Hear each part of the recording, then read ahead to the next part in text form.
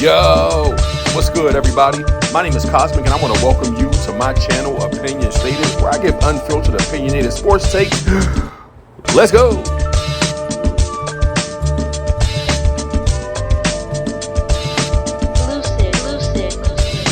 Yo, what's good, everybody? My name is Cosmic. I want to welcome you back to my channel, Opinion Stated. Very exciting episode for you today. One that I've been planning out for the last couple days, actually. I am so excited that the NBA preseason is kicked off. It kicked off actually on Friday. Today's Saturday. I believe there was only like one preseason game televised, maybe only one that ran period today. But I didn't get a chance to check out any preseason basketball today. However, I was able to take in some last night. I was excited to watch the Lakers-Minnesota preseason game, where Minnesota came out victorious, got a chance to see some of their players, despite LeBron James, Anthony Davis not playing. But clearly, much like the Summer League, we got a chance to see the young rookies, get some work. Dalton Connect looked very, very good, which I was excited about. Got a chance to see him on court with some of the Lakers starters, which was pretty cool. Minnesota, I'm highly impressed with what I saw from the Minnesota core group, even though Anthony Edwards did not play in that game, which is okay, because I think that what I was able to see through the rest of that game with the supporting cast, man, has me very, very hopeful for the Minnesota Timberwolves. Still high on them. My position hasn't changed, but that's why I want to get into this particular episode. With preseason being upon us, finally, we are weeks away, and October 22nd kickoff of the actual NBA, the 2024-2025 season of the NBA. So, again, this is my time of the year right here. Fall football, NFL football is back. College football is back. I mean, sports are at their peak. We got the WNBA playoffs, taking place right now. We have the baseball, pennant race in full swing. So there's a lot of sports going on for a sports fan. This is that golden time of the year. But again, NBA is what I'm here to talk about today. But before we dive into the content, if you can do me a huge favor, man, please like this video.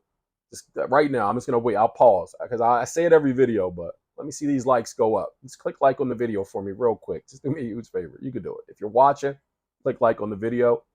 Also, if you haven't subscribed to the channel already, I am on my road to my first 100 subscribers.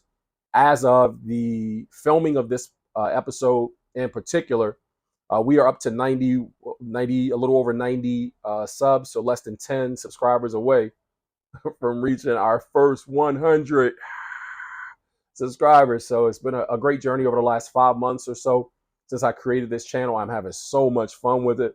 Having so much fun just talking basketball and giving insights or giving sports takes, etc. So this video is going to be the one where I just kind of dig into the teams and my outlook, and I share my opinions on what I see, what I foresee upcoming. But again, subscribe to the channel if you haven't done so already. And before we dive into today's content, this video today is brought to you by our sponsors from Signature Barbershop in Arizona. Yo, a fresh haircut is unmatched when it comes to making one feel like a brand new person. Patience coupled with precision, timing mixed with mastery are just a few ingredients that turn great barbers into legendary. Clean, comfortable, and elegant environment. Signature Barbershop puts your transformation in arm's reach. With locations in Scottsdale and Chandler, AZ. For a cut above the rest, book your appointment immediately. What more do you need to see? Oh yeah, and tell them Cosmic sent you. Blessings. So again, thank you to our sponsors from Signature Barbershop. If you're ever in Arizona in need of a really, really good haircut, a cut above the rest, Signature Barbershop is definitely the place you want to pop into. Let them know that Cosmic sent you. You will not be disappointed in your haircut. I promise you, you won't. Those guys will take really, really good care of you. But again, diving into today's content, I am going to entitle today's episode 2024-25 NBA regular season predictions. see why your favorite team misses the play-in. For some of these teams in the NBA coming into this season, I think they could just, kind of pack it in, look forward to their team gelling well together, figuring out some things for the young teams toward the bottom of the league. I think they will, you know, find success in doing that. But just kind of clinging to a hope that maybe we can pull it all together this year and make it to the playoffs is not realistic. And it's not realistic because the word of the day for this episode, I think, is going to be parity. And parity is just defined as a state or condition of things being equal. And with that, equality through parity that I'm speaking of here in the league, top to bottom, I think maybe through the first or top 6 picks from each of the conferences, respectively, the Eastern and Western Conference. I think there's just so much parity and so much parity, period, in the entire league that anybody can beat anybody in terms of the superior teams that I'll talk about today or those that are just well constructed. I think that this is probably the most exciting NBA season going into I've seen in a very, very long time. I've been watching basketball for a very long time, but I'm so excited and so high on this season. I think it'll be one of the greatest that we've seen, and that's because of this parity, that I'm speaking of. So I think that anybody can beat anybody, and for that reason, I don't think that we'll see, any teams outside of, say, the Boston Celtics like they were last year that just established themselves with a clear 10, 12 wins higher than anybody else as like just superior in that regard of just being able to put it together in the regular season. And I could be wrong, but I think that the parity is so close that you'll see a lot of teams, much like last season, just kind of stay jumbled in this pack of wins, losses. So as the NBA season plays out and as the playoffs approach, we'll see a lot of jockeying for position in terms of the seedings, where tiebreaker situations will come into play heavily, as they did in the Eastern Conference this past season and also in the Western Conference and last season I'm speaking of specifically. But it'll play out much like that this season as well. So without further ado, let's jump into my predictions for the Eastern Conference in the 2024-2025 season. And first up, I want to talk about the class of the Eastern Conference, defending champions, the Boston Celtics. So the Boston Celtics, I have as a prediction finishing once again at number 1 in the Eastern Conference. And record-wise, quite frankly, maybe even the number one in the entire NBA in terms of amount of games that they win. I do foresee them, in my opinion, putting together another stellar season, especially coming off of the championship. I don't think that from a mindset and mentality standpoint, you have a Boston Celtics core that will, kind of rest in their laurels and, just find themselves in a state of complacency because they just won a championship. I feel like this Boston Celtics team is very hungry, and, they'll certainly, prove so on the court this year. But they return, their core. Obviously, their top 2 dogs are Jason Tatum and Jaylen Brown. Coming off of last season, Jason Tatum specifically averaged 25 points a game, 9.7 rebounds. So let's just round it up to about 10 rebounds. At small forward to be a double-double is incredible.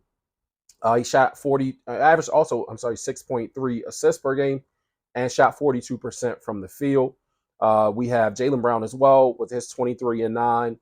He averaged 5.9 assists, so rebounds, so just about 6 rebounds a game, 3.3 assists on 51.6% shooting from the field. Let's call that 52. But again, I see these brothers playing, somewhere baseline around the same. I don't see Jason Tatum's numbers actually trailing off in terms of his production, because at this stage of his career, JT is just JT. It will be nice to see his production actually go up. I feel like it dropped a little. Well, in reality, it's not that I feel it dropped a little as the season, went along, especially in pursuit of that championship through the playoffs. But I think he'll come back motivated, especially given what happened in the Olympics this year, where he, wasn't played in a couple games and where he, just kind of got scrutinized, or, maybe has taken some of the things that happen specifically surrounding that, coming off of being a champion, and then kind of being snubbed or mistreated from a play standpoint while grouped during the Olympics with the best of the best in the NBA. I think that he'll come in with a bit of a chip on his shoulder. Certainly, Jaylen Brown, with his production of 23.9, about 24 points a game, about 6 rebounds. I think that his production will certainly go up. So if there was any one of these players that I had to look at in particular and say, I think he takes a leap this year, I think it's Jaylen Brown.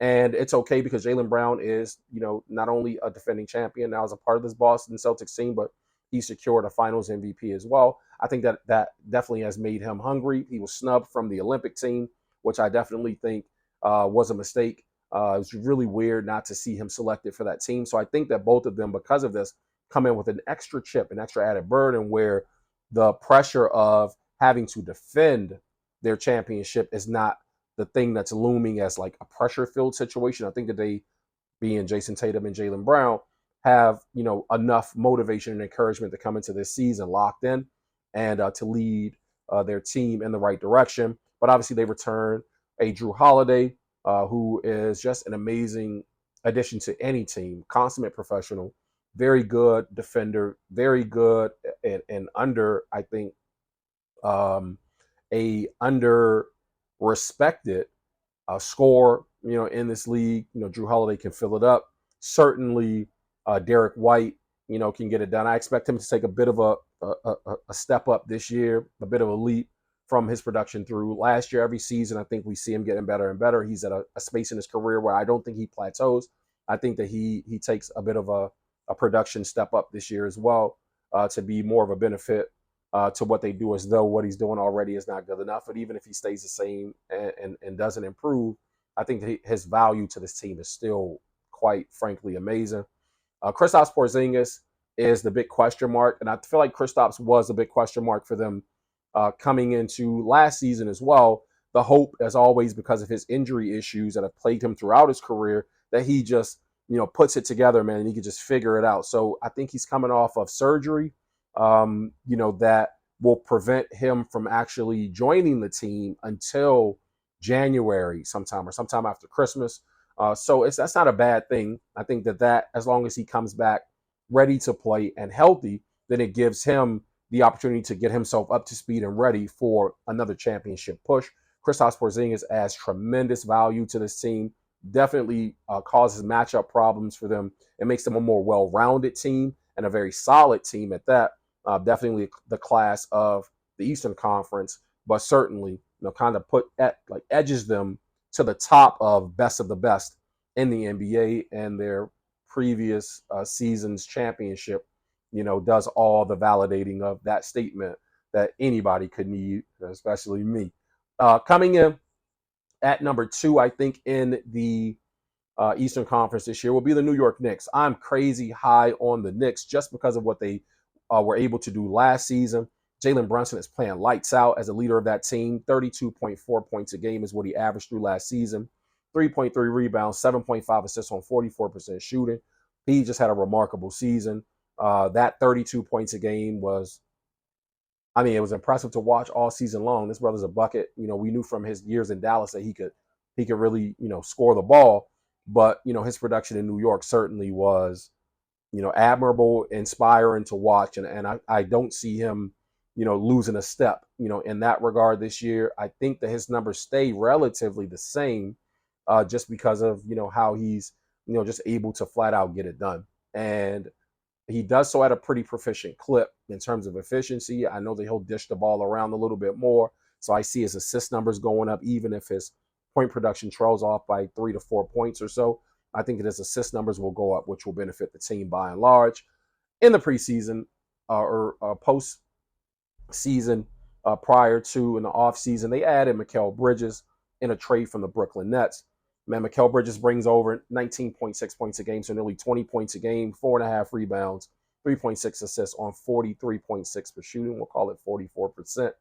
Mikal Bridges and that value that he adds to this team, I think, is amazing. Helps to round out their backcourt, and I think that they will definitely be a problem. You know what I mean? Like I mentioned matchup problems as I talked about Boston, but just to have another bona fide bucket in Mikal Bridges, on this team. Hate that the Phoenix Suns lost him. It was fun to watch him play out here in Phoenix, over the years.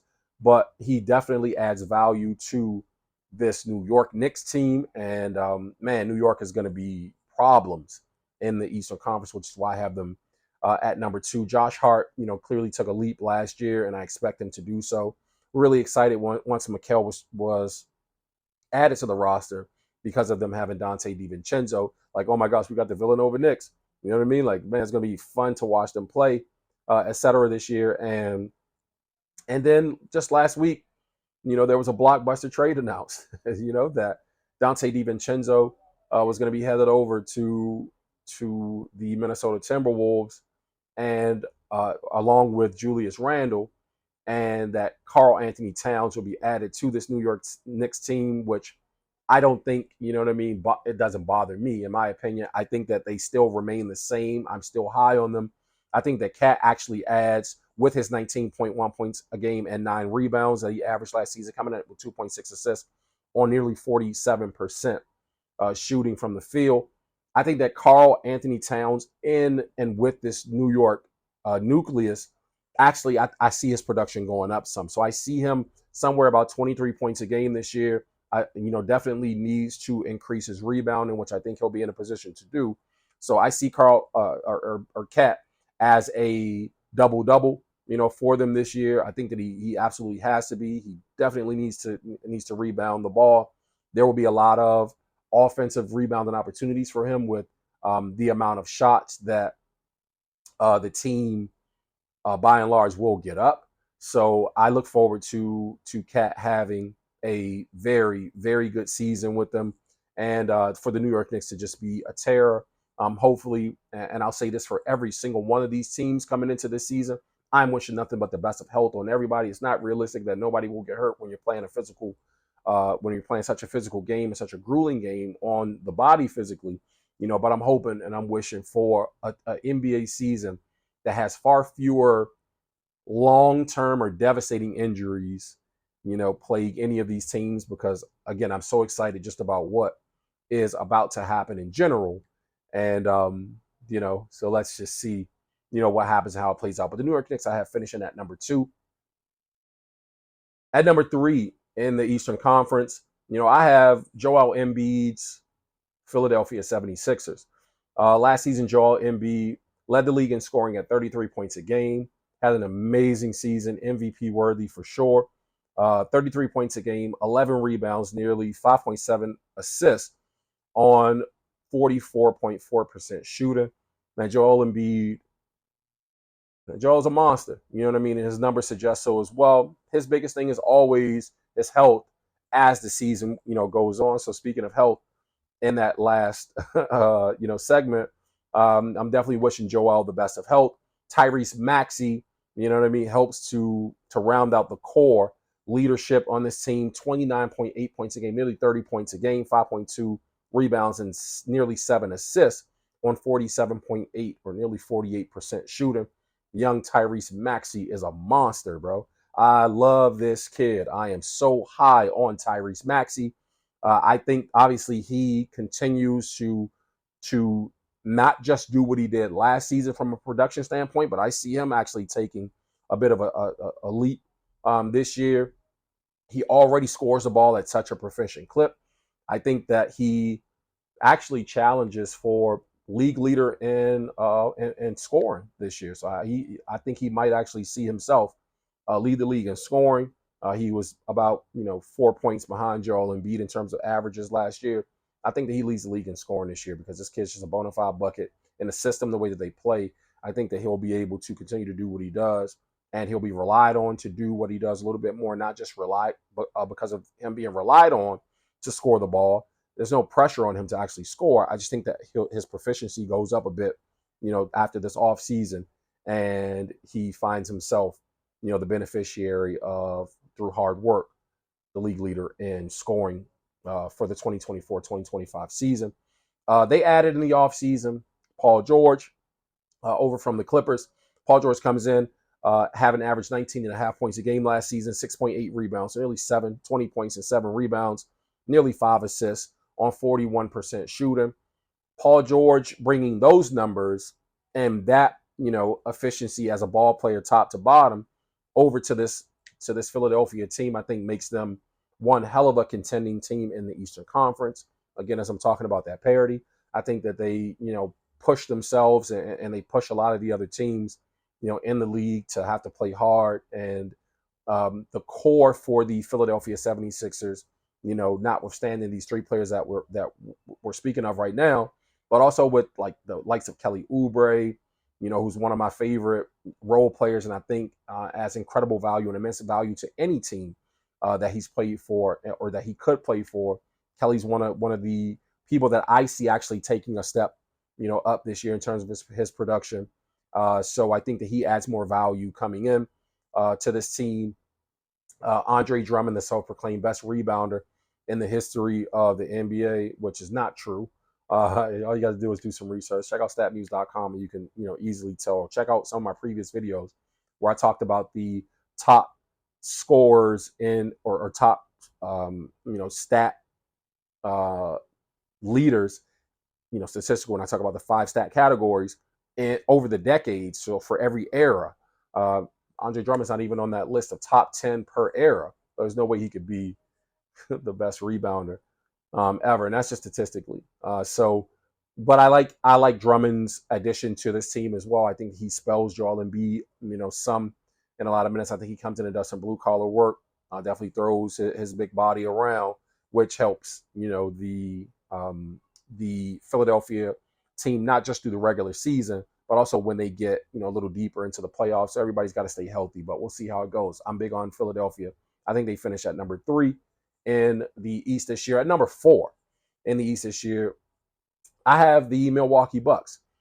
Clearly, we understand that Giannis Antetokounmpo leading this team, having averaged 30.4 points a game last year, nearly 12 rebounds, nearly 7 assists on 61% shooting. There is no question what Giannis brings to the basketball court every single time he laces them up and gets out there. He brings an unrelenting passion. He does not take games off. Doesn't really take possessions off. If I had to be perfectly, honest and analysis with that, I love to watch him play the game just because of the way that he plays, the passion that he brings, and just his overall skill set. That it feels to me like he adds a little something more or a little more efficiency to his bag every season. So I'm definitely looking forward to whatever he's been working on in the off season, which will help him to get back into that MVP conversation. Wishing him the best of health. Clearly he missed a significant time through the playoffs last season, which were a huge impact on the Milwaukee Bucks not contending for a championship. They returned Damian Lillard as well, who led the team in scoring last season at 31.3 a game, 3.3 rebounds, 5 assists on 42% shooting. Despite his 31 points a game average, I didn't feel like Damian Lillard really had a big season, last year. So I felt like he was Dame and it was cool. And like, so, I mean, Q, what's your expectation? You know what I mean? He was still Dame. And it's like, yeah, but I almost expected a little bit more from him. I feel like he was kind of trying to feel his way through on the team. And in a lot of situations, I felt like he just kind of took a back seat because it's like, it's Giannis's team. And let him get some, let me get some. Like that. There was just, I know how averages work. You don't have to score 30 points a game to average 30 points a game. But I feel like there were a lot of games where he was just kind of waiting to, and kind of picking his spots a lot, where I feel like Doc Rivers will hopefully have him in a position this year, both he and Giannis, from an efficiency standpoint of offense, kind of just in more of a flow offensively. And so if that happens, then I think Dame becomes the terror that we know that he can be, makes the game a little bit easier for Giannis and the rest of the group of individuals, especially those like Chris Middleton, who anchors just their core, trio. Chris averaged 24, nearly 25 points a game last season, 9.2 rebounds, 4.7 assists on 48% shooting. Chris Middleton has really, really struggled with his health over the last couple of years. So I'm hoping that this is the season where the brother can finally just get out there and play. His numbers aren't bad, you know what I mean, in terms of production, but it's, the best ability, as they say, is availability. So I need Chris Middleton I need him available for games, man. You know what I mean? Like for my just for my sakes as a fan, who tunes into just about all these games and watches. I love when the matchups are good, but the core group of Giannis and Damian Lillard could definitely benefit from having their third guy. You know what I mean? They need their third hired gun to be available in order for them to especially make a huge splash in the Eastern Conference. At number 5 in the Eastern Conference, I have the Tyrese Halliburton-led Indiana Pacers. Indiana was very impressive last season. So on Tyrese's nearly 19 points a game, nearly 5 rebounds a game, 8.2 assists on nearly 49% shooting from the field. Tyrese Halliburton coming off this Olympic, summer as well in Paris. He wasn't able to really get his thing off in the Olympics, but for him, I think that because it was his first Olympics, that he was just kind of happy to be there. And he was along for the ride, and now he's a gold medalist, and all that's all well and good. I don't think him not getting the kind of time that he would have liked is going to be carried as much as a chip on his shoulder to come out and feel like he has anything to prove. I think that naturally, because of him being such a young player, that he's just going to take a leap this year. So I expect him to be over 20 points a game, somewhere around 22, 23 points a game in terms of his production this season, which, doesn't really sound significant, but a 5-point percentage jump, means that his offensive output, definitely goes up, and he can get buckets. He's a really, really good offensive player. So I think that he does that. I don't see his assists trailing off. I think his assists, kind of take a bit of a tick. He'll get, his team involved, much like he has been doing. But I think that, because of the other players around him getting better, it'll lead to more assists. There's nothing skill-wise that you can do about, passing the ball to a teammate and having them actually hit the shot. You don't get an assist unless you pass it and somebody hits it. So I think that his core group is the core group, but the role players around them, I feel like, are going to take a leap as well this season. So I see the offensive production and also the assist statistical, stat going up for Tyrese Halliburton. They return Miles Turner, my guy, 17 points a game is what he averaged last season on nearly 7 rebounds a game, 2.1 assists on nearly 52% shooting from the field. I love Miles Turner, but I his rebound numbers at 6'10", like 250, I think it is, something like that it says here. I just feel like he should be rebounding the ball much better. Rebounding is about, it's a skill set thing too, it's about positioning and, understanding it's a timing thing, understanding, kind of when the ball goes up, and it's not just react, once the ball hits the rim. There's a whole mindset and passion that goes into being a really, really good rebounder. And trust me, I know I was a really good rebounder when I was playing ball, because I wasn't just a reactionary rebounder. There are things that you do, you know what I mean? And that I feel like hopefully Miles Turner, and I know that he already, has a proficiency to do so. I just hope that he puts that into play this season, and his rebounding numbers go up. I think that they need him literally to be a double-double. If he can get closer from 6.6 rebounds last season to somewhere about 9, you know what I mean? Like somewhere around 9 rebounds a game, I'll say a double-double. So if he can get to being a double-double machine for them for certain,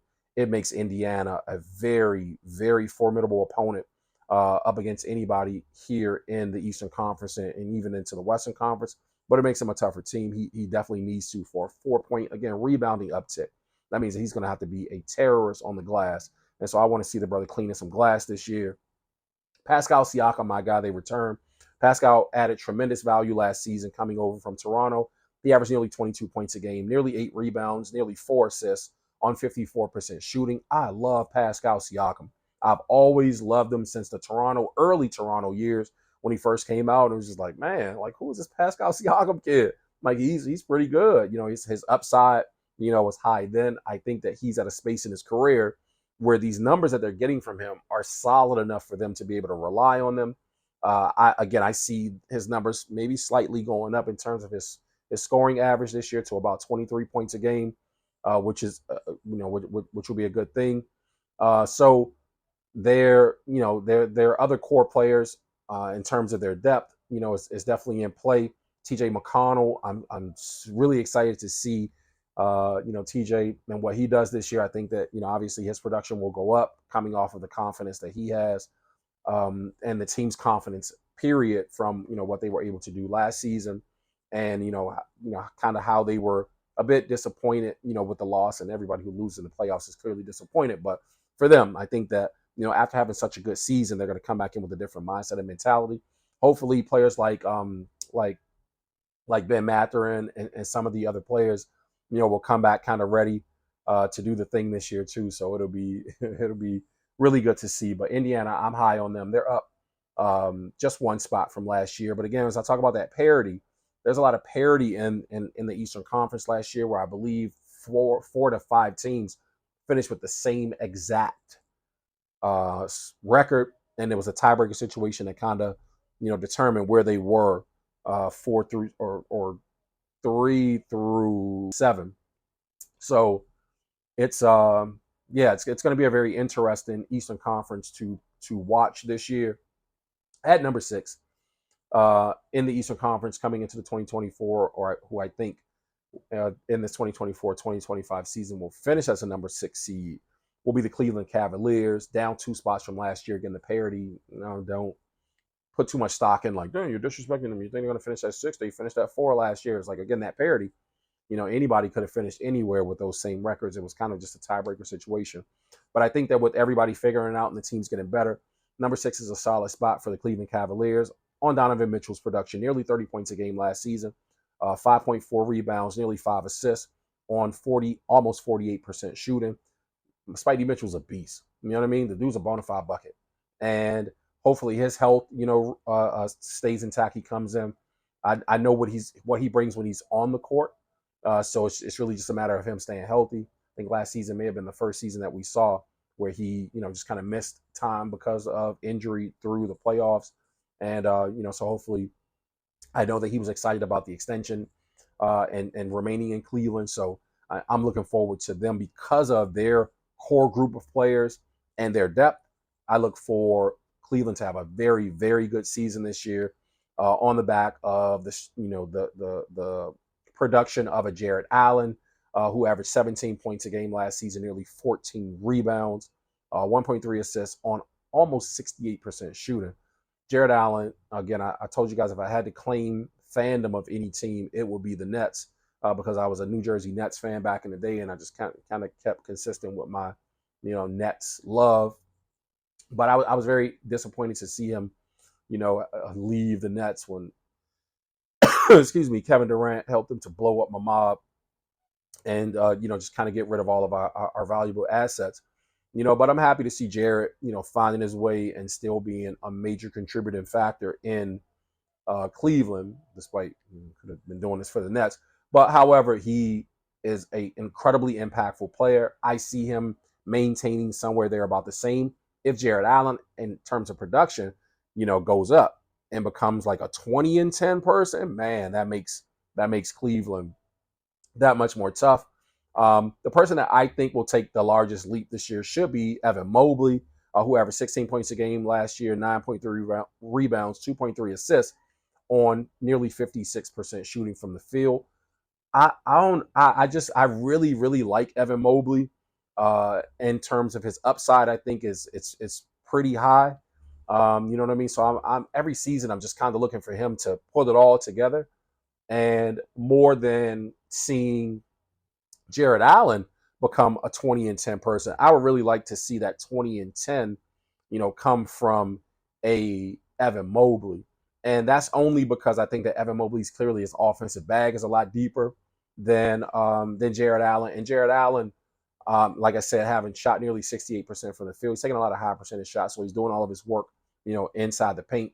So he's going to score. For him to be able to average 17 points with such efficiency, I don't think that it's necessary for him to, have to be put into offensive sets, et cetera, as much as, say, an Evan Mobley, again, who's a little more dangerous, to be able to kind of step out a little and operate, headed towards the paint, or to operate, in and around the perimeter.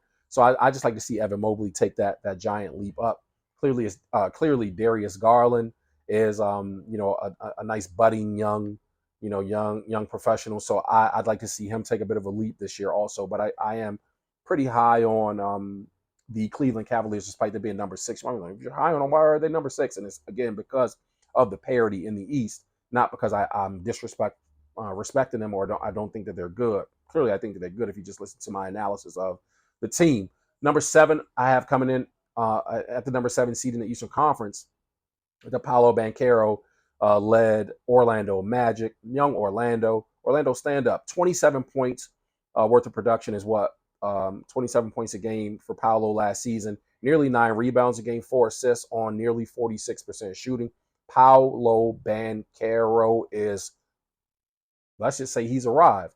And I don't foresee a player like a Paolo with so much upside, just coming out resting on his laurels either and being like, I'm good. Like we're good. I'm just gonna like keep doing what I've been doing. If he stays the same, that's failure.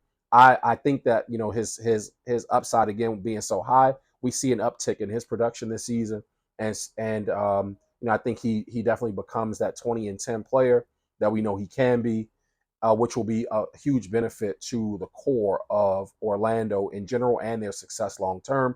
Franz Wagner averaged nearly 19 points a game last season, nearly 7 rebounds with 4.4 assists, at about 41% shooting from the field. Coming off of the Olympics, I think that Franz comes in and just plays, much the same as last season, but you know what I mean? Like I see him getting better as well. His upside is pretty high. So excited to see what Franz adds to this team and how they get better. I love me some Jalen Suggs as well. 14.7 points a game is what he averaged last season. 5.1 rebounds, 3.3 assists on about 40% shooting. So I think that Jalen Suggs, puts together a much better season this season in terms of his production. Even if he stays the same, they'll be pretty good. But I think he gets somewhere about 16 points a game, and I'd like to see his assist numbers go up a little bit. But again, assist numbers are not, something that it's on him. You know what I mean? To your teammates got to hit the shots when you pass them the ball. But I think that with them adding pieces like Kentavious Caldwell-Pope, that you know what I mean, like the team overall itself has improved. KCP is a consummate professional, so I like that they added him. Looking forward to seeing what kind of value he adds to the team overall, and what that means to their viability to climb the ladder, maybe even higher than the number 7 seed where I have them. It's down to spots from last year, but again, keep in mind that parity that I'm talking about, where they were all kind of grouped up in there with the same exact record. I just think that 7 is somewhere about solid where they will actually end up this season, based on the other teams and their core groups and their depth. But we'll see what happens. Injuries one way or the other, or spurts in terms of winning streaks. You know what I mean? Always play a factor. But this is just my opinion and my prediction heading into or through the preseason. The number 8 seed, in my opinion, for this year's Eastern Conference will be, I'll say, Bam Adebayo's Miami Heat. Shout out to Eric Spoelstra, one of my favorite coaches. But Bam Adebayo came in nearly 23 points a game last season, 9.4 rebounds, 3.8 assists on about 50% shooting from the field. Bam, coming off of the Olympics, looked very, very good. It looked like his energy, you know what I mean, is definitely,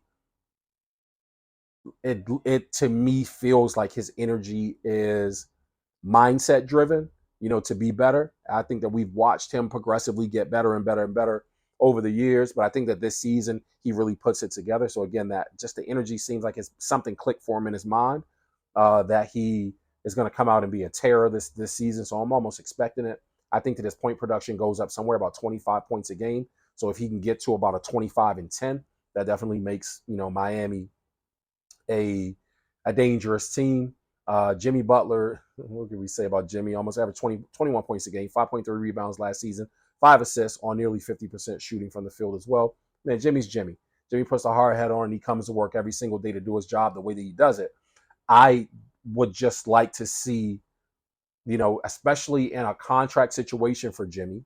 So not that I would just like to see it, but I mean, I definitely think that we will see Jimmy Butler come out this year and, you know what I mean, like just really pull it all out there, because he realizes that it's either going to be here in Miami that he signs his next and probably final huge contract of his career, or you know what I mean, it's going to be some other team, that just kind of looks at him and understands that he still adds tremendous value enough that he should be worthy of, that huge kind of a max deal. So I look forward to Jimmy Butler having a incredible season. Injuries definitely bit him in the ass last season, and it was just not the same without Jimmy Butler. Clearly, they need him. Spoelstra does a great job with his personnel. They lost Max Strus, and they've lost Caleb Martin as well. So I look forward to seeing whom else they have that they've developed. They do a really good job of developing players, and so I'm really looking forward to see. I mean, obviously we know Jaime Jaquez and like those guys. I'm just looking forward to seeing whom else is going to be the one who steps up. Clearly, we understand what Tyler Hero brings to the team. 17 points a game last season, nearly 3.6 rebounds, nearly 4 rebounds a game, on 5.4 assists, on 39% shooting. This is my nearly 40% shoot, or nearly 39% shooting rather, from the field. This is my needs to take a leap player on this roster for this season. I think that Tyler's production definitely needs to go up. They need Tyler somewhere about 20 points a game, you know what I mean? Somewhere in that 18 to 19 points a game range, which is not a huge stretch from where he was this past season, but I think that they need him pushing 20 in order to be as dangerous as they have been. They're not going to be a team that challenges, the East as being the number one seed and all that stuff. But I think that because of the system that they play, if they can get more production from Tyler Hero, then it definitely makes them the dangerous team that Miami has been for years. And when I say years, I mean, you think back to like from 2020 present or 2019 present, Spoelstra always seems to have this team ready and then prepared to make a significant push where they have made several finals appearances in the last 5 years. So I think that I think that Tyler Hero is definitely going to be a huge part of their long-term success and kind of what happens. So we'll see how Tyler Hero does this season, but I'm hopeful, and in my opinion, I think that he will have a pretty good season. Next up, the play-in seeds, number 9 and number 10. You know what I mean? So I'm not going to spend too much time on these. It's the Bulls at number 9, and it's because I love Kobe White. I think that Zach LaVine, puts it together this season, hopefully, and he can stay healthy as well. And they figure it out. I know they added, excuse me, through trade, they added Josh Giddey from the OKC, and that OKC trade, which sent Caruso over that way. But I don't think that Josh Giddey is a DeMar DeRozan. They lost DeMar DeRozan to Sacramento. I don't think that he replaces the 24, nearly 25 points a game that they lose with DeRozan, but I think that he definitely takes a step up in terms of his own personal production. And I think that the other, the rest of their team, Vucevic, et cetera, they have a more solid season. So I see them, I see them at about the number 9 seed, fighting for one of those play-in spots, and also at 10, up to positions from last season, would be the Toronto Raptors. I love Scotty Barnes. I'm big on Scotty Barnes. I think that his upside clearly is high, and his production from last season proves it. So I look forward to seeing what the young Toronto Raptors do this season, but I think that that'll be driven, by the production of a Scotty Barnes. So it should be a great, great, great season for them. So that would be my Eastern Conference, picks moving forward. Let's take a look at the Western Conference. So number 1 seed, even with where they finished the regular season last year, I have the Shai Gilgeous-Alexander-led Oklahoma City Thunder. The Oklahoma City Thunder, anchored by Shai Gilgeous-Alexander's 30.2 points a game, 7.2 rebounds, 6.4 assists on nearly 50% shooting from the field, was very solid last season. You know what I mean? Like a shock to me to finish as the number 1 overall seed. I think they've returned to that. They are deep. Their core group is amazing. You know what I mean? Foundationally well coached. These guys structurally and culturally play so well together. I don't see them falling off. I don't think that teams will be able to pick them apart because of film footage and looking at what they did last year. I don't think that it's as easy as just saying, "Oh, well, now we understand what they're going to do. Let's slow it down," because they score in so many different ways. Their system is so solid that I look forward to Shea having a similar season to last year, as I was talking about. Excuse me, as I was talking about Tyrese Maxey earlier, challenging for league leader in scoring. I think that very well could be Shea Gilgeous-Alexander as well. So I think that they both enter that arms race in terms of taking a scoring title. Jalen Williams was a huge piece as well for this team. Undersized, I feel like as a small forward, but 18.7 points a game, nearly 7 rebounds, 5.4 assists on nearly 47% shooting from the field. So his production, I look to say solid. You know what I mean? Maybe a bit of a uptick in his production, and even if it stays the same, if he could just remain that solid player, same solid player, then I think that speaks volumes.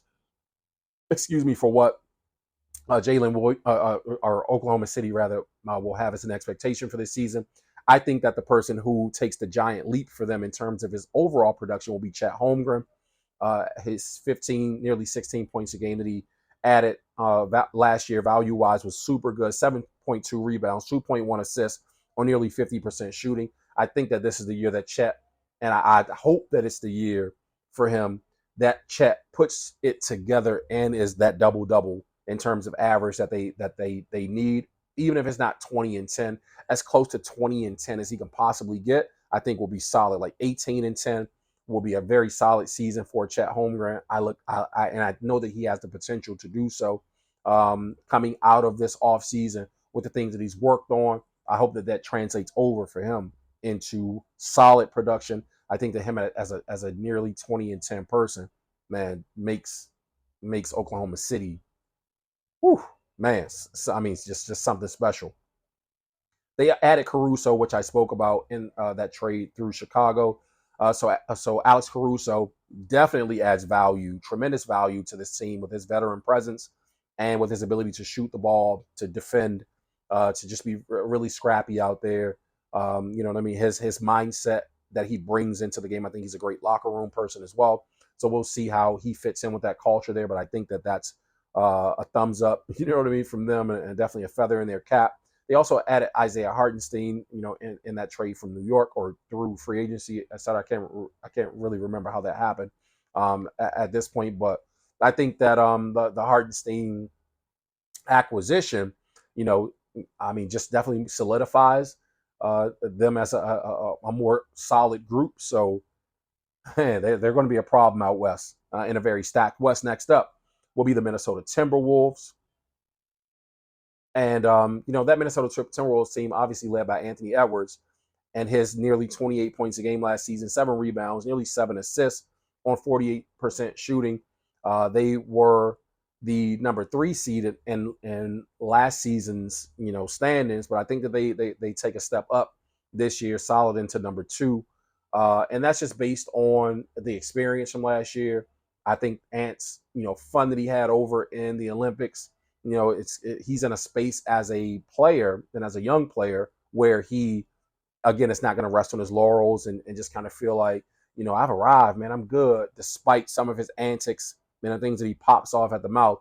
Having said, I don't think that he's in a space of his career where, he's not a lazy player by any stretch of the imagination, or he won't just be content and satisfied. I think he still comes out with a hunger. I think that he adds encouragement, to the team and inspiration to the team around him. I think they definitely believe in him.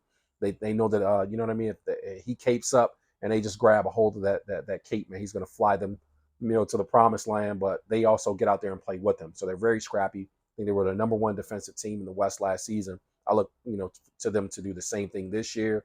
And that's obviously anchored by, their Rudy Gobert, 4-time defensive player of the year, center. 12 points a game is what Rudy averaged last season. About 10 rebounds, 1.6 assists on 62% shooting almost.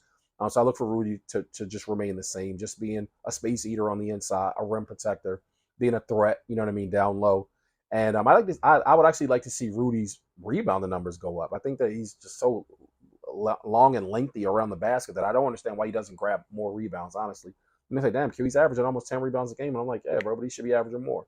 That's just me. You know what I mean? And maybe my expectation for 7-foot athletic types is just a little bit different, but I just feel like he should be adding more. Uh, Again, that trade, they traded Cat last week in a blockbuster trade over to New York, and they got back for Cat Dante DiVincenzo, who averaged 17.8 points a game last season, 4 rebounds, 2.6 assists, nearly 3 assists on nearly 42% shooting from the field. Man, Dante DiVincenzo, I watched that preseason game yesterday. Man, Dante is so good. I loved him when he was with the Bucks. You know what I mean? Like I especially loved him in New York.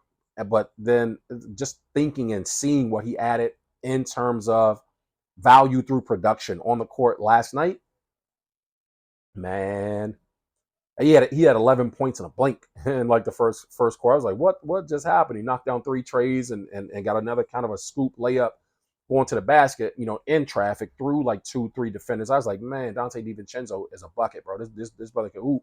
So I'm happy that they have him. It's going to be really interesting to see how he fits in with that group this season. But I know, again, from a production standpoint, there's huge value that he adds to this team. And so that is no small amount of offense and overall grit that he's brought to that team. Excuse me.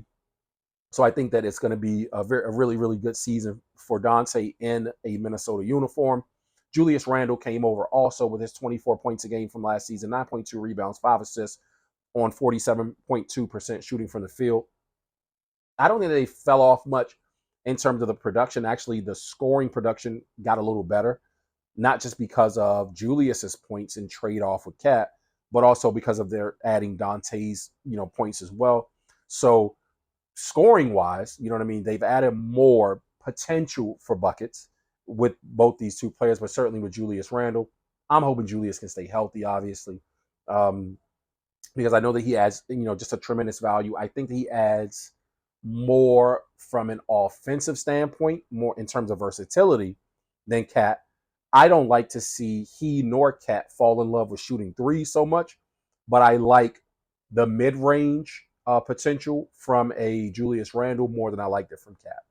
I'd like to see Julius obviously operating from the left block is like it's his thing, but I like to see him, get a little more production in that mid-range area. So hopefully he doesn't fall in love with just shooting from the outside as much. But I mean, who am I to say? Maybe that's a part of, how they'll fit him in offensively, and he'll be able to knock him down at a pretty high clip, and that'll lead to success for the Minnesota Timberwolves this season. But again, Minnesota, I have finishing at number 2 in the West this season. At number 3, I have the Dallas Mavericks. Luka Doncic led Dallas Mavericks. Luka's nearly 29 points a game, 28.9 a game last season, nearly 10 rebounds at 9.5, 8.1 assists on almost 45% shooting from the field was stellar. You know what I mean? But that's just Luka Doncic. He is, I think, the picture of consistency. Luka is very, very consistent in terms, and has been consistent in terms of his uptick in progression as a player over the years. I think that does not change coming into this season, in my opinion. And I see him getting closer this season to that triple double. So I think that this is the season that he actually puts it together and he averages, excuse me, a triple double. And that's just because of all the help that he has around him. I don't think that his offensive output will be a 30-point triple double, but I mean, this is Luka Doncic. You know what I mean? Like, so it could quite frankly be the year that he puts together a 30-point triple double. But even if that's somewhere about 27 points a game with the 10 rebounds, 10 assists or so, I think that is actually better overall for this Dallas Mavericks team. So I'd like to see Luka do that, just kind of fall into more of a space of not just producing offensively. Clearly, he's going to dish the rock the way that he does.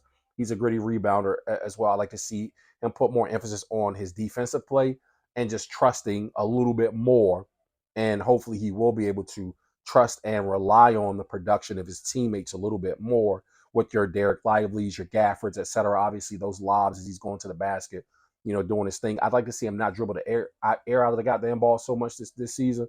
But that's just he's just doing Luka things, and it's just what he does. Obviously, Kyrie with his 22.1 points a game last season, nearly 4 rebounds a game, 3.7, 5.1 assists on nearly 47% shooting from the field was clutch. I think that they need to see Kyrie's numbers not just stay the same where they are. I think they actually need to see him go up. I would like to see Kyrie score the ball more, not just. Kyrie is so good that I feel like sometimes he just relies too much on picking his spots to score offensively because he really wants to get everybody involved and or let everybody else get their thing off. You know what I mean? It's namely Luka. Before he just kind of is like, oh, wherever you need me, I'm just going to get in where I fit in. I like to see Kyrie come out and be more aggressive this season. As a scorer, he's such a great player. He's such a nice guy. But he's like, yeah, I'll get mine when I get mine. But I'd like to see him intentionally come out and get his this season. I think that will make Dallas more formidable in the West. They clearly have production from a PJ Washington and these kinds of players that just make them tremendous. They added to top it all off, splash, splash, splash, splash, splash, bro. And he added Klay Thompson, bro. Like some of the threes that you saw, them missing through clutch moments last season from like Derrick Jones. I think that this season, Klay, because Klay's a much more proficient through his career 3-point shooter, even if you don't have Klay doing anything near what he did in his prime since the devastating knee injury and also Achilles injury in consecutive seasons, even if you do not see Klay return to splash brother slashing to the basket anywhere near the defensive presence that he was in Golden State, as just a spot up shooter, catch and shoot guy in Dallas, man, makes Dallas dangerous, incredibly dangerous coming into the season. So I just look for Dallas to be really, really solid this season. I have them at number 3 once again, up 2 spots from last season in the West, down 2 spots. I have the Denver Nuggets, led by the incredible Nikola Jokic, who averaged nearly 29 points a game last season, 13.4 rebounds, nearly 9 assists at 8.7 on nearly 55% shooting from the field. And Nikola Jokic is he's the Joker. It is what it is. Again, picture of consistency. He's going to do what he does. From a production standpoint, the brother comes out and plays basketball the way that he comes out and plays basketball, and that just is what it is. It's not going to change. They have a system. They run it. He plays the way that he plays. He's solid. He cannot be stopped in a lot of ways. He is a incredible facilitator of the game and an initiator of the offense as a center. It's just he's just a problem. So he's going to do what he does. I expect his numbers to stay, excuse me, relatively about the same. Jamal Murray obviously is the player that I would like to see and who I believe will take a step up in terms of production this season. I think they need Jamal Murray to take a step up in production this season from his nearly 21 points a game last season, 4.3 assists, nearly 6 assists, or 4.3 rebounds rather, nearly 6 assists at 5.6 for last season, and on 40% shooting from the field. I think that if Jamal Murray plays like the Jamal Murray during the Lakers series and through some of the playoffs, then Denver, quite frankly, becomes the class of the Western Conference having the playoff experience and having the championship experience. They return to that kind of form, but they need Jamal Murray to step it up. They need him to be about a 24, 25 a game score. It's just because his offensive production, this dude he's just a monster, bro. And he has the proficiency to do that. So I think he needs to give them the kind of offensive output as a Shea or as a Tyrese Maxey. You know what I mean? Like, oh, he has the proficiency to do that. Even excuse me, that like Donovan Mitchell, he has that ability to score in volume that way, and I think he needs to do it this season. He has to. He absolutely has to, in order for them to return to championship form, which I think will be possible because they brought in Russell Westbrook, which I'm really excited about. I know that Russell Westbrook has kind of been like dragged around in the media, and they talk so much shit about Russ and Westbrook, and no, he's not in value anymore. Like Russ is a good facilitator of the offense also. So I think that Mike Malone, in my opinion, I believe that Mike Malone will put him in a position to be able to just play the game the way that he does. Russ is a bit out of control, a lot of times. Russ forces the action a lot. Russ to me is like, for my NFL fans from back in the day, you'll understand. Russ is like the Brett Favre of the point guard roles in the NBA. Like he's always forcing the action. You know what I mean? He's always taking chances on passes and things like that he probably should not. But he's really good at doing the way that he does it, and it is what it is. So you take the turnovers with the awe-inspiring plays that he makes. It just is what it is, man. But I think that he adds value to this Denver team. So I'm definitely looking forward to seeing what he brings. Clearly, I think that Aaron takes a bit of a step up this season, and they need him to. Michael Porter Jr., they need him to remain solid as well. So I see their core getting a little bit better just through consistent play. So I think that all of their production needs to go up slightly. I don't think that any of them can afford to take a step back this season in terms of their production in order for, again, Denver just to return to that championship form. But yeah, we'll see what happens. You know what I mean? We'll see what happens. But I have them at number 4 in the Western Conference. At number 5 are Zion Williamson's New Orleans Pelicans. Shout out to Zion Williamson, man. The brother looks amazing. I saw some pictures of him through the summer of, him having slimmed down some and trimmed up more. So, you know what I mean? I'm expecting that he's going to have an amazing season, especially coming off of that Lakers series where, he single-handedly, like I said in the previous video, put that team on his back, having scored 40 points. Last 2 minutes, he goes down with like this phantom, that's a soft tissue injury. So, you know what I mean? Like, nobody knows when it's going to happen. But so all of a sudden, man, he's limping to the locker room. Like, what the hell's going on with Zion? What happened? This was just after like an and one or something like that, knocking in the free throw. We're like, what happened? Where is he going? And he never returned to the game. So I think that if Zion stays in that game, clearly they beat the Lakers in that playoff series. I believe, because of what I've seen through the offseason, that Zion used that as motivation to say, man, let me get myself together. Let me get it all the way together mentally and physically. So I look to the New Orleans Pelicans to be a solid. Zion averaged nearly 23 points a game, nearly 6 rebounds per game at 5.8 last season, 5 assists on 57% shooting. I think those numbers definitely go up. They need him somewhere about 25, 26 points a game. I always say, I know that Zion's a very, very undersized power forward. He's like Charles Barkley to me. You know what I mean? Like literally the best comp that we can give to him in his career is Charles Barkley. So I would like to see him do better on the glass like Barkley did, even though they're both at about the same height. You know what I mean? So I'd like to see Zion's rebounding numbers go up. They have to go up from just 5.8 a game. So I'd like to see him somewhere around 8 to 9 rebounds a game because of how active he is around the basket, how active his hands are. I'd just like to see his rebounds go up. I think that if they do, that definitely bodes well for the success of the New Orleans Pelicans long term. They had a DeJounte Murray in the offseason. 23 points a game nearly last season, 5.3 rebounds, 6.4 assists on nearly 46% shooting from the field. Wow. You know what I mean? So the defender that is DeJounte Murray also is kind of floats under the radar most times for people, but I think that he brings not just that scoring prowess and his ability to get his teammates involved, but he also brings that defense. That's going to make them very, very, very solid as a team.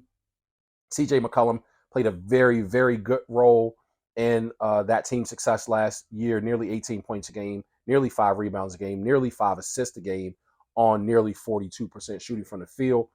I need CJ to stay the same. You know what I mean? Like if he improves his numbers, which he's not that kind of a player. I don't think that it's like motivated to come in this season thinking like, yo, I need to average 20 a game. CJ is just such from a mentality standpoint, he's such I'm just going to come to work and do my job kind of a player, same way that he was in Portland with Dame. So I need him to not take a dip, this season. I need him to come in and literally just be the same player, and that's what I expect.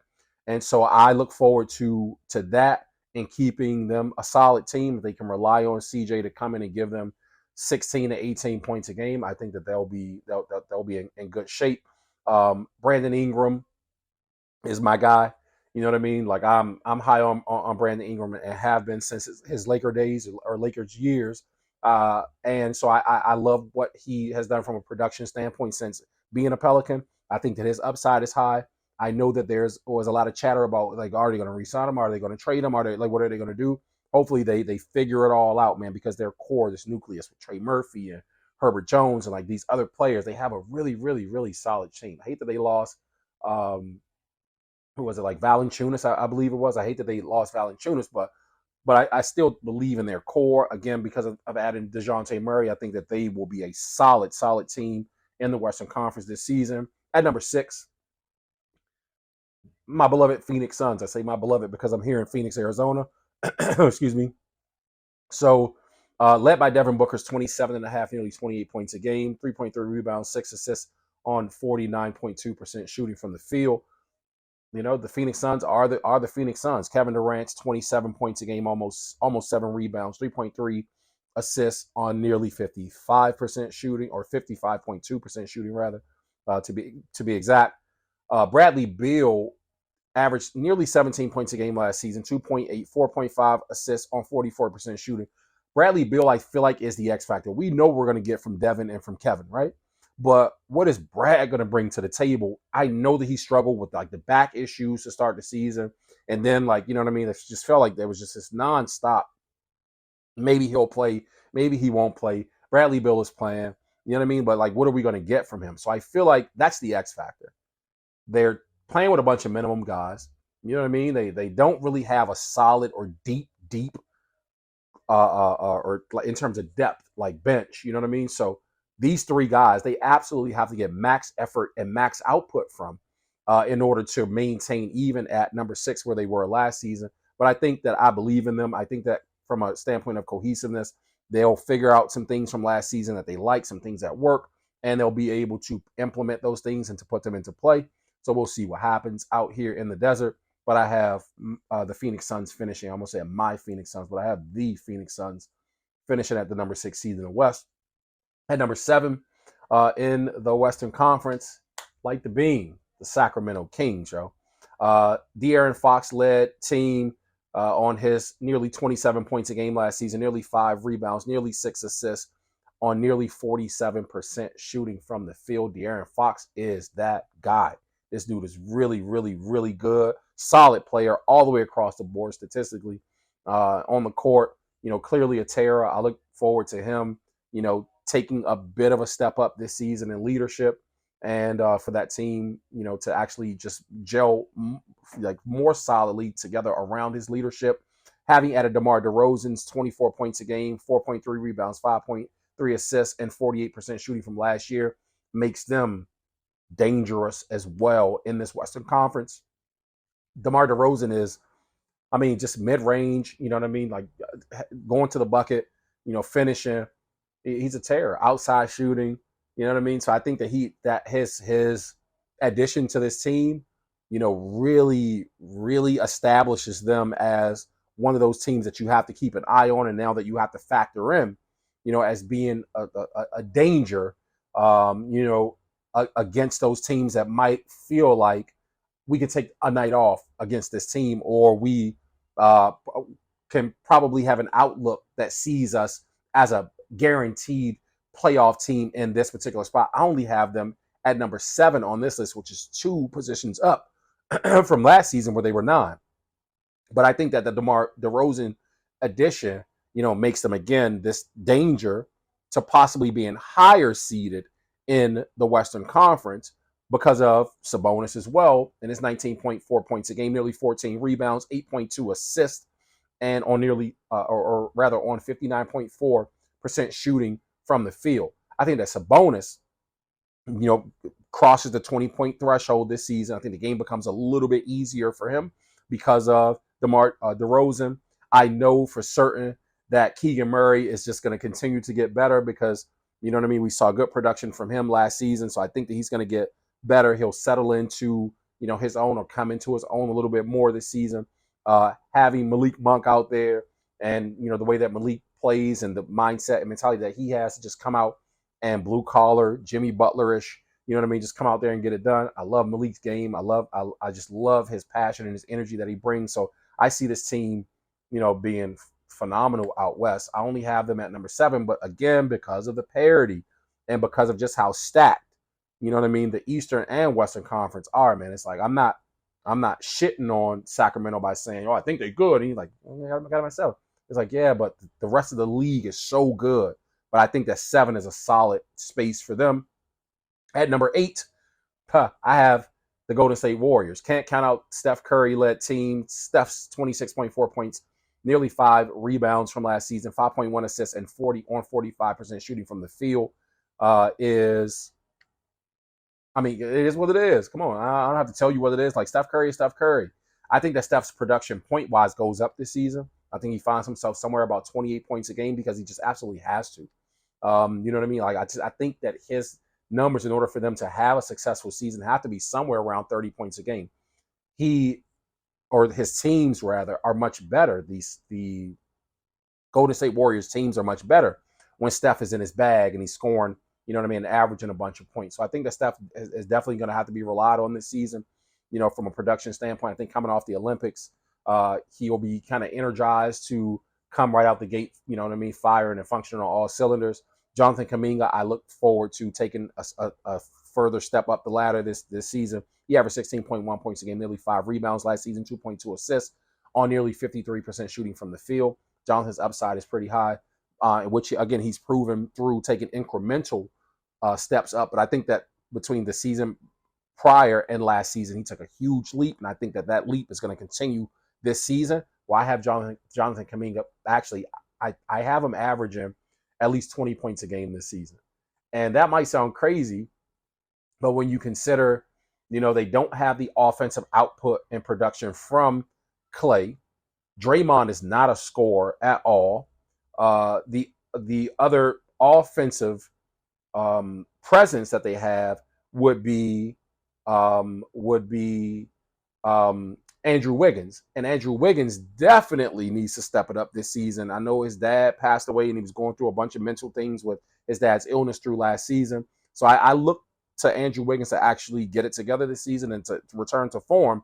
But I think that between those two players chipping in, being Andrew Wiggins and Jonathan Kuminga, that, we'll see a solid uptick in production from them from a scoring standpoint. Przemski, I see as a really solid young player. He's having a lot of fun out there last season. I think that he comes in this season and he stays somewhere about where he was, unless he takes a giant leap, and it's not, you know what I mean? Like Drew Wiggins returning to form, or Kuminga taking like a huge step up, and out of nowhere it's Przemski. But I think that Przemski adds value, like tremendous value to that team. I love what he added last season. I think that he'll make it a lot easier, you know what I mean, for the core group to be able to produce when Steph's not on the court or when Steph's on the court. Like regardless, there won't be a huge trail off. So we'll see how that goes. For Draymond, we just need Draymond to come in with his head on right. You know what I mean? Like I feel like Draymond gets bored with himself. You know what I mean? Just gets bored with the game, and he just doesn't always make the best decisions clearly.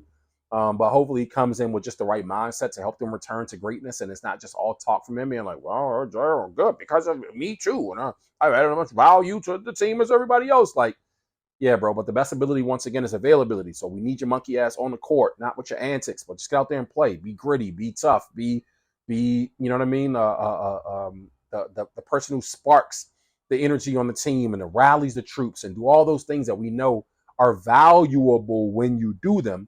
We don't need the antics. We don't need you being suspended. We don't need the technical fouls for no reason.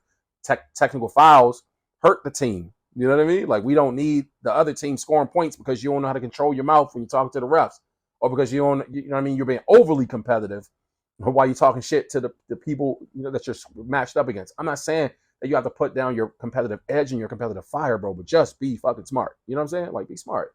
Be smart. That's all. And then rounding out the play-in seeds, all right, number 9, down 2 spots from last season. At number 7 seed, down 2 spots to number 9 this season, are the LA Lakers. And I'm just not big on the Lakers. And I talked about watching that preseason game yesterday. And so I want to kind of go back to when I was talking about Minnesota. I didn't even shout out Rob Dillingham. Man, Dillingham's a fucking animal. Not just Rob Dillingham, but like Minot as a rookie also. Man, I think they got another rookie too who had huge production in that game. I can't think of the name right now. I probably would have been better to remember names while I was talking about Minnesota specifically, but really fucking good, man. These players are so good, bro. Like Minnesota's depth is crazy. Crazy. Even their big, man, I can't think of his name right now. I'm telling you, but even the big man that came in at center, you know what I mean? Like back up, Gobert. Like, man, they so good, bro. And they showed me some things against this Lakers team. Not that I didn't know it already. LeBron James nor Anthony Davis played in that preseason game yesterday. Wasn't expecting much from the LA Lakers as a result because, I mean, we're basically watching a summer league game all over again, with the exception of having added watching more Austin Reeves and D'Lo played, in yesterday's game. We also got a Vincent sighting yesterday, which was super good. But the Lakers are not a very good team. They're just not a well-constructed team. Man, they just are not. It was good to see Jackson Hayes do his thing. It was good to see Christian Wood, I believe it is. It was good to see Hood Schifino, get in it and kind of, you know what I mean, like do some things as young players, because I'm just so used to seeing these kids, play on the other levels and happy about them playing on this level. But the Lakers are just not a very good team. Finally, in the NBA, LeBron James, or as a LA Laker, is not able or was not able to avoid what he walked through the door trying to avoid by blowing up the young core. He wants to get rid of Brandon Ingram, wants to get rid of Randall, wants to get rid of all these young players because I don't have time to be bringing along these young teams and doing all this, you know what I mean? Like development. I want to win now. And finally, at this stage of his career, there's nothing that he could do about it. The Lakers are a very young team. Dalton Connect looked amazing yesterday. I think that Dalton Connect is a easy early plug and play. You know what I mean? Like he's going to be plug and play and just have a solid season. The boy is NBA ready. The kid can play ball, man. He can play, but he's got some age on him too. You know what I mean? It's like 22, 23 already. So the kid's got some age on him. So I think that mentally and from a skill set perspective, Dalton Connect is ready. But I'm not high on the Lakers at all, because they have no veteran leadership outside of LeBron James and Anthony Davis. And that's not a bad thing. It's just that at this stage of LeBron's career especially, are you guys expecting LeBron James to be the old, like LeBron James for 5 seasons ago? He's not the same guy. So if we're just talking about LeBron coming out averaging 26, 27 points a game, that's cool, but it's not going to amount to the other players around him being better and them winning games. LeBron's going to get his stats. AD's going to get his stats, but the rest of those players, while watching them get their stats, will not be able to produce enough to get them in contention. I almost didn't even like give them playoff play-in recognition. I was like, but I don't want to be utterly ridiculous, because maybe LeBron puts together, you know what I mean, the greatest season he's had in the last couple years that actually translates to not just statistical, prowess, but it also translates to wins. Maybe. So I didn't want to be utterly disrespectful in that regard, but man, I don't expect him to do a fucking thing this year. You know what I mean? I just have to be candid. Like I don't expect him to be good at all, bro. So I think that they'll still be in that space where they'll have a fighting chance to squeak in. But realistically, I don't expect LeBron James to play 60 games this season. I don't expect Anthony Davis to play 60 games. That means if both of them missed at least 22 games with nagging injuries or just because of rest, they don't have a core group of players, D'Lo, Rui Hachimura, and Dalton Connect, and they don't have a core group of players that can carry them to victory. Anthony Davis alone playing with those guys is not enough for them to, if LeBron sits for 5 games in a row because of some nagging injury, 6 games in a row, I don't expect them to win 4 out of 6 games without LeBron. I don't expect it. LeBron with that core group, without AD, same thing. So LeBron and AD basically have to play, giving max effort, max output. I mean, just at the top of their game all season long in order for the Lakers to even be anywhere near in contention. Any of you watching this video that think like, oh man, the Lakers are going to contend for a championship this year are fucking crazy. You are. What? Are you serious? How? I would love to see it. I would love to see it. And I'll be the first to come on here after this season is over and play this sound clip for you and say, I was fucking wrong. But I don't think so. I've been watching this game long enough to realize, bro, and to know that certain things are they present the way that they are because they are what they are. They're just not a very good team. They're not a well-constructed team. JJ Redick has his work cut out for him. Real humble in that interview, that post-game interview yesterday. Oh, yeah. Real fucking humble, bro. It's not going to be as easy as you thought it was. Yeah, it's easier to be a commentator from this side of the camera than it is to sit on that bench and tell these players what to do. Right?